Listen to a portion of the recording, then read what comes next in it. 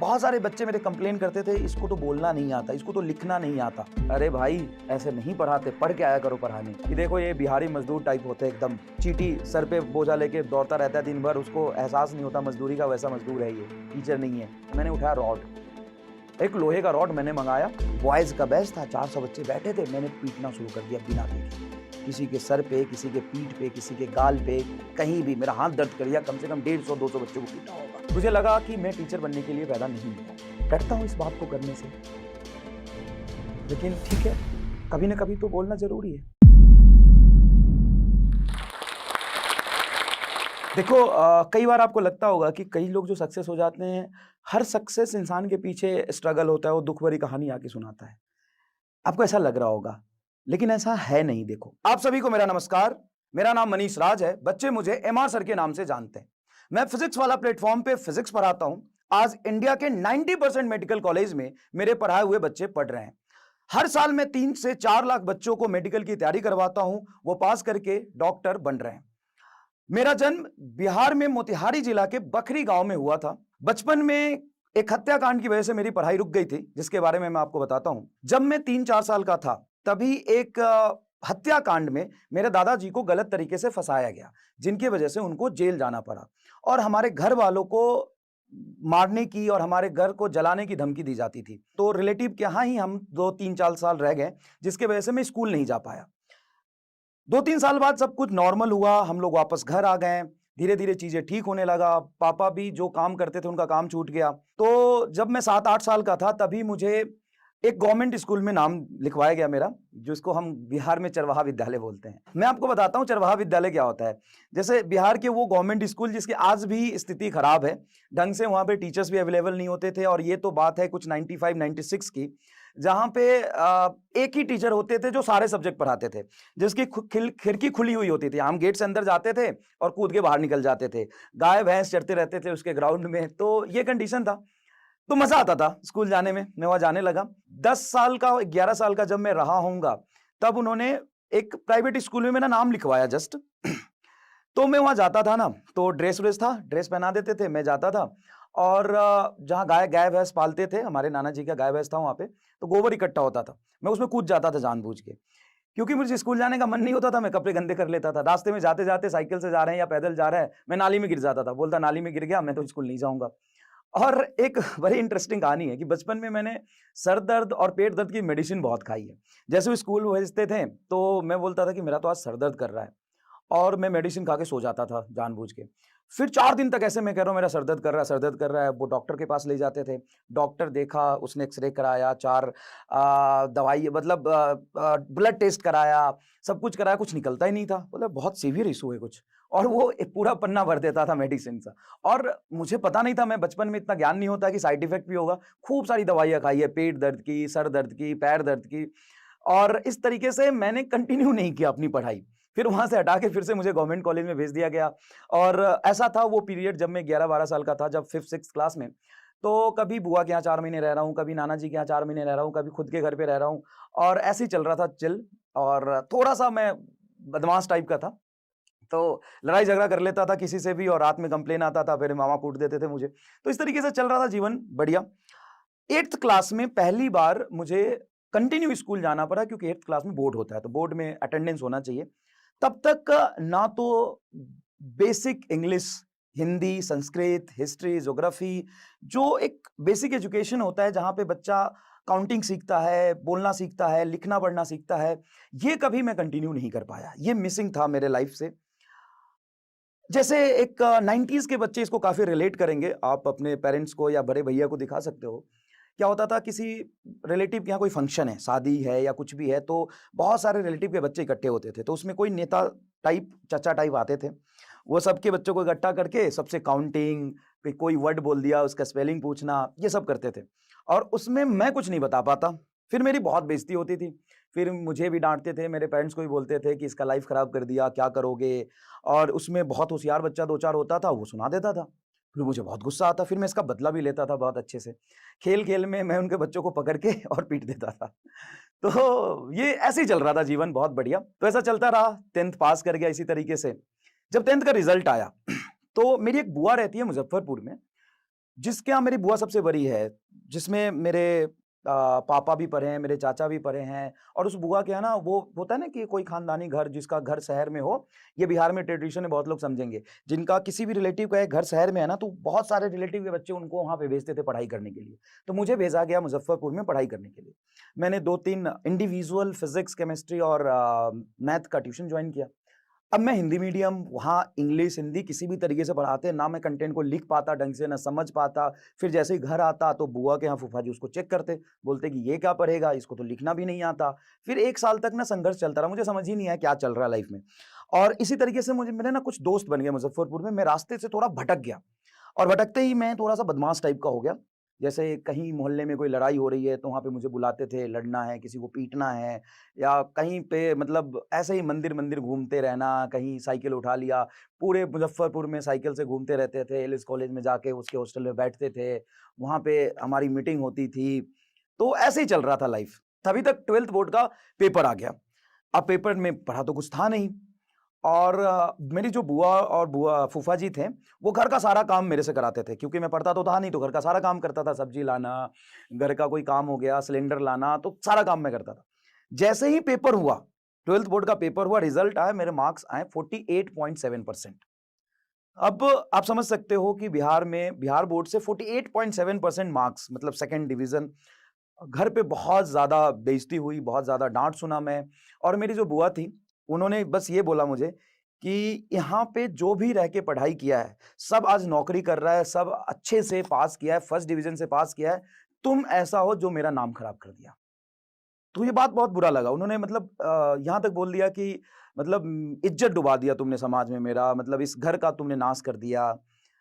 फिर मैं घर छोड़ के भाग आया। घर छोड़ के भाग आया, मुज़फ़्फ़रपुर स्टेशन पे मैं बैठा और 2 दिन तक मैं वहाँ पे बैठा रहा। इधर कोलकाता है, इधर दिल्ली है। तो जो दिल्ली से ट्रेन आती है, वो कोलकाता की तरफ जाती है। तो मैं सोचता मैं कोलकाता चला जाता हूँ, वहाँ रहूँगा। फिर जो कोलकाता से ट्रेन आती है, वो दिल्ली जाती है। मैं सोचता दिल्ली चला जाता हूँ, वहाँ पे अकेले कहीं काम कर लूँगा, वहाँ पे रहूँगा। लेकिन 2 दिन में मेरी हिम्मत नहीं हुई ट्रेन में पैर रखने की। फिर मैं अपने नाना जी के पास गया और उनके पैर पकड़ के रोने लगा। मैंने सोचा कि अब पढ़ूँगा। तो उन्होंने कुछ पैसे दिए मुझे। उस पैसे में एक ही ट्यूशन आ सकता था, वो फिज़िक्स का ट्यूशन मैंने जॉइन किया मुज़फ़्फ़रपुर में। मकबूल हसन सर हैं, वो आरडीएस कॉलेज के प्रोफ़ेसर हैं। उनसे मैंने फिज़िक्स का ट्यूशन जॉइन किया, 2-3 अच्छे दोस्त बनाए, जो मैथ और केमिस्ट्री मुझे पढ़ा दी। इस तरीके से मैंने वहाँ पे अपना पढ़ाई शुरू किया। जब पढ़ाई मैंने शुरू किया, थोड़ा-सा अजीब-सा लगेगा कि जिस बच्चे ने कभी स्कूल में जाके पढ़ाई नहीं करी, वहाँ से ऐसा टर्निंग पॉइंट आया कि मैं रात में 8 बजे उठता था शाम को। मतलब मेरे सोने का टाइमिंग था दिन में 2 से 3 बजे के बीच और रात में 8 बजे मैं उठता था। क्योंकि इसी समय घर पे ज़्यादातर लोग आते हैं या घर में चहल-पहल होती है, तो इस समय मैं सोता था। और रात में 8 बजे उठ के सुबह 7 बजे तक मैं पढ़ाई करता था। मतलब ऐसा था कि मैं पढ़ूँगा, दिक्कतें आई मुझे आज भी मैं क्लास में पढ़ाता हूँ ना, तो मैं इंग्लिश के वर्ड गलत लिखता हूँ। जब मैंने पढ़ाने का जर्नी शुरू किया था ना, तो बहुत सारे बच्चे मेरे कंप्लेन करते थे, इसको तो बोलना नहीं आता, इसको तो लिखना नहीं आता। ये स्टार्टिंग के डेज़ से, तो उस समय मेरी मतलब प्रॉब्लम थी कि मुझे पढ़ना, लिखना नहीं आ रहा था, लेकिन फिर भी मैंने कोशिश किया। 2-3 दोस्त थे जिसके साथ मैं बैठ के पढ़ाई करता था, दिन में 10-11 बजे फिर मैं कोचिंग जाता था। इस तरीके से मैंने पूरे 1 साल पढ़ाई करी। जेईई का पेपर देने का मेरा हिम्मत नहीं हुआ, मैं सच बताऊँ। लेकिन मैंने एआई ट्रिपल ई का पेपर दिया था, जिस समय जेईई मेन के इक्विवेलेंट एग्ज़ाम होता है। उस एआई ट्रिपल ई में मेरा रैंक 1 लाख के आस-पास था। लेकिन मैंने दोबारा बोर्ड का पेपर दिया। उस समय मेरे 84% मार्क्स बने और कॉलेज का मैं टॉपर था उस साल। लेकिन तभी मेरे पापा से जो छोटे भाई थे, उन उसी के आस-पास में उनका देहांत हो गया था, उससे थोड़ा पहले ही। तो जिसकी वजह से और ज़्यादा घर पे प्रॉब्लम हो गया और 5 साल जब आप कहीं बाहर रह लेते हो, पढ़ाई कर लेते हो, तो घर वालों की उम्मीदें होती है, ये कुछ अब ठीक करेगा। मैं अपने मम्मी से थोड़ा क्लोज़ हूँ, तो बहुत कष्ट में उन्होंने पाला है मुझे बहुत बचपन से ही। तो उस समय था कि अब क्या करें? तभी आकाश इंस्टीट्यूट का कैंपस रिक्रूटमेंट आया था, दिल्ली यूनिवर्सिटी से, तो मैंने अपना पीएचडी छोड़ दिया और मैं आकाश में चला गया एज़ अ टीचर, मेरा प्लेसमेंट हो गया वहाँ पे। बढ़िया कुछ आज भी याद है मुझे 6 लाख का प्लेसमेंट मिला था, घर पे बताया और वहाँ पे जाके ना जिस दिन प्लेसमेंट हुआ, जिस दिन जॉइन किया था, उस दिन बैंक अकाउंट खुला था और वो बैंक अकाउंट मेरे घर का पहला बैंक अकाउंट था। तो उन्होंने पहली पोस्टिंग आकाश में मुझे जयपुर मिला। जयपुर में मैं गया, वहाँ पे सचिन जाखड़ सर जो मैथ पढ़ाते हैं, आप सब लोग जानते होंगे, वो मुझे मिले। वो भी एज अ ट्रेनी आए थे, पहला प्लेसमेंट था, दूसरा था उनका शायद, वो मेरे से सीनियर है थोड़े 6 महीने या 1 साल। मैं गया, तो वहाँ पे क्या था कि वहाँ पे फिर हमारे डेमो शुरू हुई। वहाँ पे 40 टीचर, 20 टीचर बैठ के डेमो लेते थे हमारा। तो सचिन सर का प्रेजेंटेशन अच्छा था, बोलते अच्छा थे, पढ़ाते अच्छा थे, उनका डेमो सबसे अच्छा जाता था। 4-5 लोग थे हम लोग। सचिन सर का डेमो बहुत अच्छा जाता था, सबसे खराब मेरा जाता था। जैसे ही मैं पढ़ाना शुरू करता, वहाँ से पीछे बैठा हुआ टीचर बोलते हैं कि, "अरे भाई, ऐसे नहीं पढ़ाते, पढ़ के आया करो पढ़ाने।" दूसरा कहता कि, "भाई तुम पढ़ाओगे तो बच्चे कल रिफंड माँग लेंगे।" चौथा बोलता कि, "तुम रहने दो, तुमसे नहीं होगा।" तो 2 महीने के पीरियड में ना मैं डिप्रेशन में चला गया थोड़ा। मुझे लगा कि सच में नहीं हो पाएगा मेरे से। लेकिन जब घर पे बात करता तो मुझे लगता कि पैर पीछे नहीं खींच सकता था। मुझे लगा कि मैं टीचर बनने के लिए पैदा नहीं लिया हूँ। लेकिन फिर भी मैंने सोचा कि करना पड़ेगा यार, कोशिश करो। उस समय एक रितेश अग्रवाल सर फिज़िक्स के टीचर थे। वो बहुत बेइज़्ज़ती किया करते थे मेरा। जैसे ही मैं जाता था बोलते तेरे से नहीं होगा, इधर आ। फिर मैं इधर आके बैठता, सर जाके पढ़ाते थे, वो थोड़ा समझाते थे। फिर मैंने उनसे बहुत कुछ सीखा और उनसे जो सीखता था, फिर मैं वैसे-वैसे धीरे-धीरे पढ़ाने लगा, मेरा इम्प्रूवमेंट हुआ। उन्होंने बोला कि तुम 11-12 तो नहीं पढ़ा सकते हो, तुम्हें 9th-10th पढ़ाना पड़ेगा, नहीं तो तुमको ट्रांसफर दे देंगे। मैंने बोला मैं पढ़ा लूँगा। मैंने 9th-10th पढ़ाना शुरू किया था, ये बात है 2014 की। 9th-10th से मैंने पढ़ाना शुरू किया, जब मैंने 6 महीने पढ़ाया तभी उन्होंने एक हिंदी मीडियम का बैच दिया मुझे। किसी तरीके से कोई पढ़ाने वाला टीचर नहीं था तो मुझे दे दिया। मैंने उसमें इतना मेहनत किया, मतलब रात में 8-8 घंटे पढ़ के तब मैं 2 घंटे का लेक्चर तैयार करता था।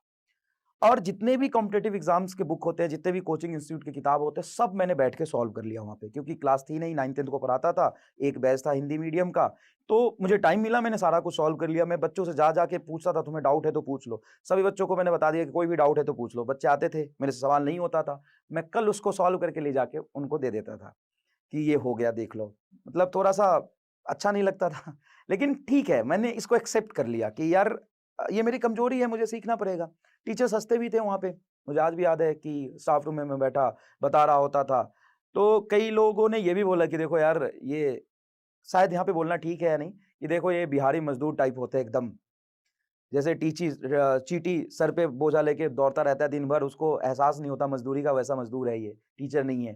लेकिन ठीक है, बढ़िया, वहाँ पे थोड़ा मज़ा आने लगा, बच्चा को जब डाउट बता देता तो खुश होके जाता तो अच्छा लगता। तो धीरे-धीरे उन्होंने ना रितेश सर ने देखा कि हाँ यार, ये अच्छा पढ़ा रहा है, तो उन्होंने मुझे बैचेज़ में डाल दिए, 11th के बैचेज़ में इंग्लिश मीडियम में। फिर इंग्लिश मीडियम में बैच में मैं पढ़ाना शुरू किया, तो उसी साल 4-5 बैच मुझे इन इन 11th के दे दिए उन्होंने। फिर वहाँ पे ऐसा हुआ कि एक समय पे मतलब बच्चे मुझे इतना प्यार करने लगे, इतना कुछ वो बच्चों से मैं घुल-मिल के रहता था, बच्चे पसंद करने लगे, कि वो टीचर के दिमाग में मतलब मैं उसमें खलने लग गया मैं। टीचर मेरे से नफ़रत करने लगे दूसरे टीचर कि बच्चे इसको इतना पसंद क्यों करते हैं। एक बार की कहानी याद है, मैं आपको सुनाऊँ, मैंने क्लास में भी बताया। एक बार क्या हुआ था कि होली का समय था, होली में छुट्टी होती है, तो देखो क्रांतिकारी तो मैं बचपन से हूँ, खून में ही है ना? तो क्या हुआ कि होली की छुट्टी होनी थी, 2 दिन बाद होली थी, छुट्टी हो गया, तो 2 बच्ची मेरे पास रोती हुई आई, मैं क्लास में डाउट रूम में बैठ के डाउट बता रहा था। बोले कि सर देखो बाहर ना बच्चे ड्रिंक करके, दारू पी के लड़कियों को छेड़ रहे हैं, अपने ही क्लास के बच्चे। ज़बरदस्ती रंग गुलाल लगा रहे हैं। मैंने बोला अच्छा, मैं जाता हूँ। मैं नीचे गया, मैंने उठाया रॉड, एक लोहे का रॉड मैंने मँगाया और मैं रॉड को घसीटता हुआ बाहर निकला।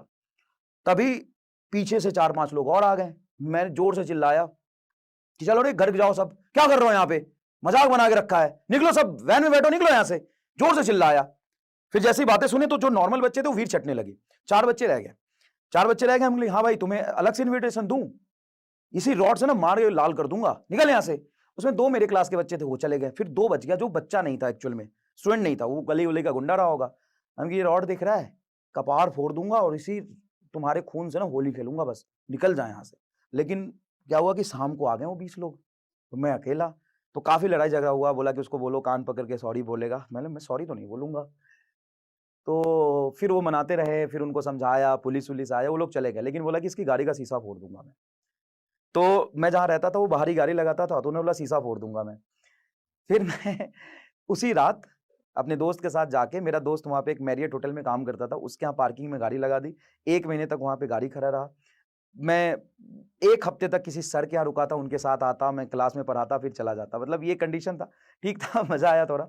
फिर वहाँ से मैं कोटा चला गया, सर्वोत्तम एक कोचिंग इंस्टीट्यूट था। उस पहले दिन जिस दिन जॉइनिंग थी ना, उस दिन मैं, पंकज सिजारिया सर और ये 4-5 लोग बैठे थे, एक ही दिन जॉइनिंग थी हमारी। और पहले दिन मैं क्लास में गया, 400 बच्चे बैठे हुए थे। पहले मैं 40 बच्चों 50 बच्चों का बैच पढ़ाता था, 400 बच्चे बैठे हुए थे क्लास में और मेरी एज कुछ रही होगी 21 साल की और वहाँ पे जनरली बच्चे होते हैं 18, 19, 20 ऐसे ही बच्चे होते हैं। मैं 21-22 साल का था, 18-20 साल का बच्चा भी था, वहाँ पे 3-4 ड्रॉप ले लेते हैं नीट में। मैं क्लास में घुसा, बोला ये क्या पढ़ाएगा? अब मेरे पास एक चीज़ है कि मैं जो चीज़ करता हूँ ना उसमें पूरा एंगेज हो जाता हूँ, पूरा घुस जाता हूँ, पूरी एनर्जी से जान लगा के पढ़ाता हूँ। मैंने जितना सीखा था 3 साल में जितनी अच्छी चीज़ें सीखी थी उसमें से कुछ चीज़ें बताई, बच्चों को लगा बढ़िया यार और मैंने कुछ होमवर्क दे दिया। चुपचाप कुछ नहीं बोला, होमवर्क दे दिया।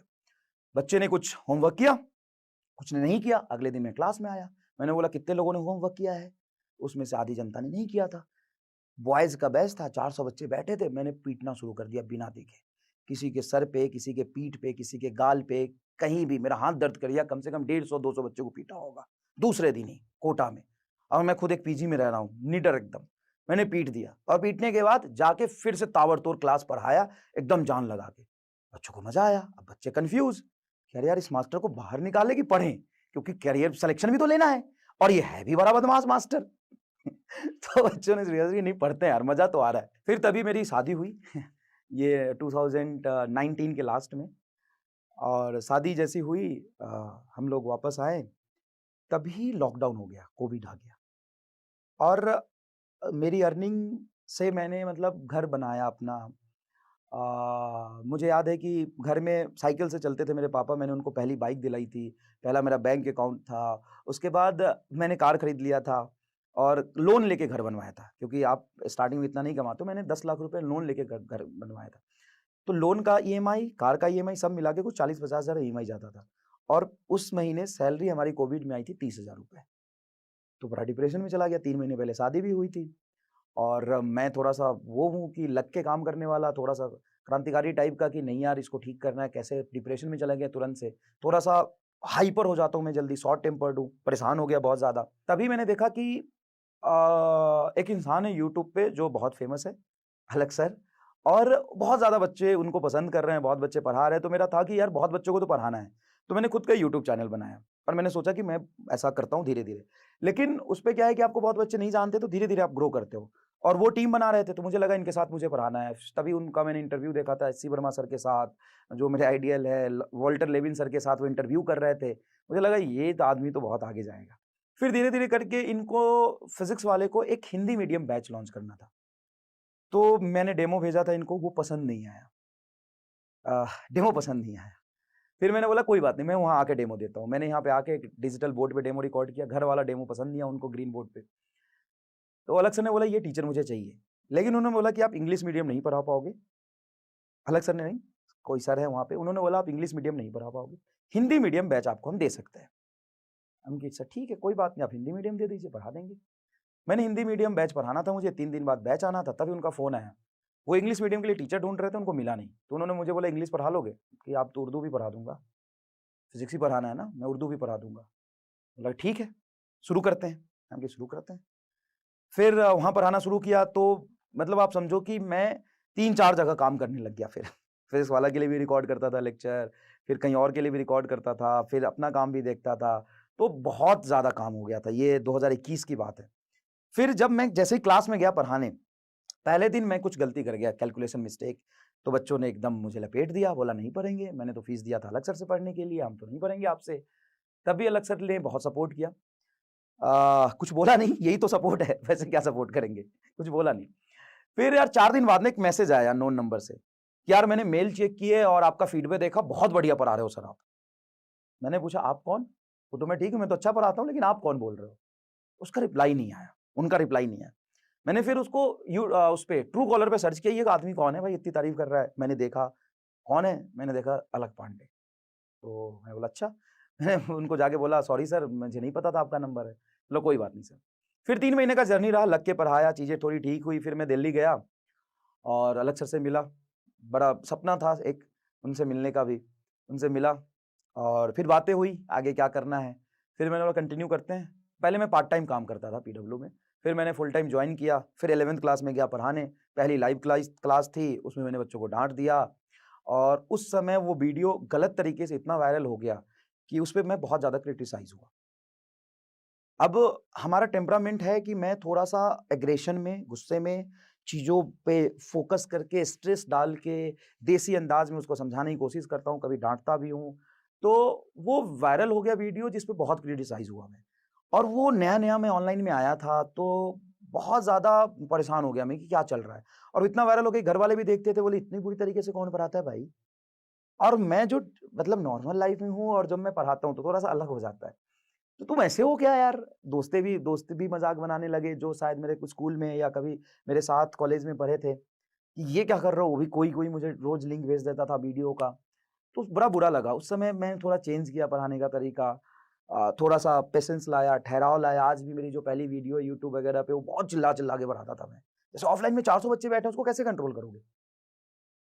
तो ये था, लेकिन मैंने थोड़ा तरीका अपना चेंज किया और बच्चे पढ़ना पसंद करने लगे। धीरे-धीरे बच्चे को समझ आया कि ठीक है यार, कांसेप्ट समझ में आ रहा है, चीज़ें विजुअलाइज़ हो रहा है, सवाल सॉल्व हो रहे हैं। बच्चों ने एक्सेप्ट किया। धीरे-धीरे जर्नी आगे बढ़ा। जब 2012 की बात थी, तो उस समय यूट्यूब पे मैंने एक दिन मतलब एक दिन क्या, 1 एंड हाफ डे कह सकते हो, ब्रेक लेके मैंने 24 घंटे लगातार पढ़े। 12 घंटे, फिर 1 एंड हाफ डे ब्रेक, 30 घंटे का ब्रेक, फिर मैंने 12 घंटे पढ़ा है। और वो जो वीडियो था, एक दिन में कुछ 10-12 लाख लोगों ने देखा। तो उस समय ऐसा था कि मतलब बच्चों ने बहुत ज़्यादा अंदर तक मतलब पसंद करने लगे टीचिंग को और अच्छा लगने लगा मुझे। थोड़ा-सा बच्चे कहते हैं, "हाँ यार, टीचर जोरदार है, बढ़िया है, समझ आ रहा है।" और धीरे-धीरे पढ़ाता गया। फिर लास्ट में मैंने लगातार 18 घंटे भी पढ़ाए यूट्यूब पे। एक दिन में उसको 2.5 मिलियन लोगों ने देखा और काफ़ी बच्चे पढ़े। नीट का पेपर हुआ, इस बार बच्चे सेलेक्ट भी हुए। टॉप 100 में 5 ऐसे बच्चे हैं जिनको मैंने पढ़ाए हैं और थाउज़ेंड्स में बच्चे सेलेक्ट हुए हैं। आज के डेट में मैं अगर काउंट नहीं कर सकता, 40-50 हज़ार, 30-40 हज़ार डॉक्टर तो बना दिए। पिछले 3-4 सालों में ज़्यादा बनाए। पहले 10 साल से मैं पढ़ा रहा हूँ, 2014 से। तो आपको लाइफ़ में उठने के लिए, अगर आपने नहीं किया, आप गाँव से हो, आपकी इकोनॉमिकल कंडीशन ठीक नहीं है, बचपन में आपने पढ़ाई नहीं करी, लेकिन अब आप कुछ करना चाहते हो, आगे आपको लगता है कि नहीं, अभी से मैं यू टर्न लेके मैं चीज़ों को ठीक कर सकता हूँ और पढ़ के मेहनत करके आगे बढ़ सकता हूँ, तो डेफ़िनेटली आपको सक्सेस मिलेगा। ज़रूरी नहीं है कि आप नीट क्वालीफाई करोगे, डॉक्टर बनोगे, तभी आप सक्सेसफुल हो सकते हो। आप संघर्ष करते रहो, मेहनत करते रहो और मैं हमेशा कहता हूँ बच्चों को, देखो यार, ईमानदारी से अगर तुमने मेहनत करी ना, तो दुनिया गोल है। तुम्हारा मेहनत घूम के तुम तक ज़रूर आएगा, वो खराब नहीं हो सकता। बट एक ज़रूरी है कि आप फ़ेथ रखो अपने आप पर, मेहनत करो और चलते रहो।